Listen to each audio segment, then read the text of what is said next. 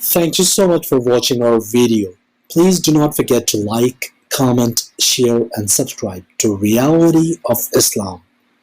ROI کی speeches کو subscribe کر کے بیل آئیکن پر ضرور کلک کریں. جزاک اللہ.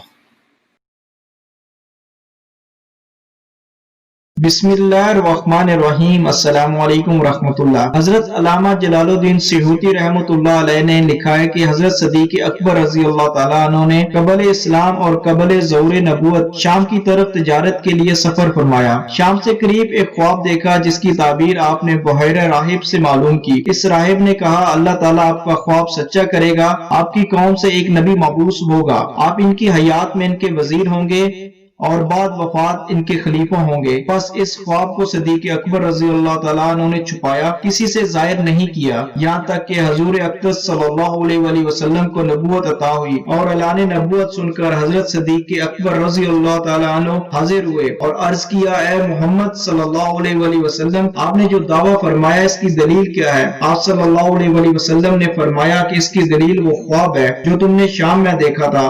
بس غلبہ خوشی سے حضرت صدیق اکبر رضی اللہ تعالیٰ عنہ نے معانقہ فرمایا اور آپ صلی اللہ علیہ وآلہ وسلم کی پیشانی کا بوسہ لیا. اس کا حوالہ ہے خصائص کبریٰ جلد نمبر 1 صفحہ نمبر 29 کشکول معرفت حضرت مولانا حکیم محمد